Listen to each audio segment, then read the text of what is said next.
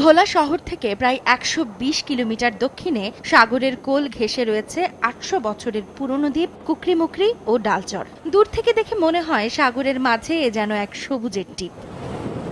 ঘন বনের মাঝ দিয়ে বয়ে যাওয়া সরু খালের দুপাশে চিত্রা হরিণ ও বনমোরগ সহ বেশ কিছু বন্যপ্রাণী দৃষ্টি কাড়ে। আর সবুজের বুক চিরে একটু এগিয়ে গেলেই প্রায় ৫ কিলোমিটার দীর্ঘ তারুয়া সৈকত তীর। দিগন্ত বিস্তৃত আকাশের সঙ্গে এই সময়ে এখানে দেখা মিলবে অতিথি পাখির জলকেলি।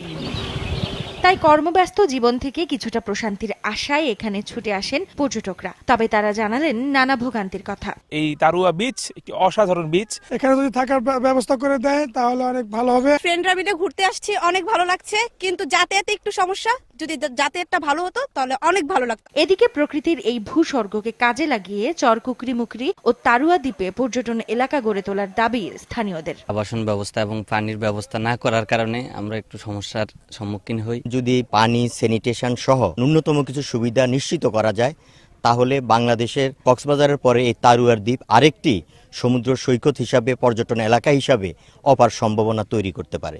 অবশ্য পর্যটকদের ভোগান্তি দূর করার পাশাপাশি এখানে পর্যটন কেন্দ্র গড়ে তুলতে পদক্ষেপ নেয়ার আশ্বাস দিল বন বিভাগ। ট্যুরিজম সুবিধা বৃদ্ধি করার জন্য কুকরিমুকরিতে একটি centre, coastal forest development centre cum rest house নির্মাণ করা হচ্ছে এবং অন্যান্য সকল সুবিধা দিয়ে, বিশেষ করে হেলিপ্যাড নির্মাণ করা হবে, সেখানে টেনিস কোর্ট নির্মাণ করা হবে, সুইমিং পুল করা হবে। বন বিভাগের তথ্য মতে মেঘ, সাগর আর সবুজের সাথে মিতালি করতে এই মৌসুমে তারুয়া দ্বীপ ও চর কুকরিমুকরিতে পর্যটক এসেছে প্রায় ২৫,০০০।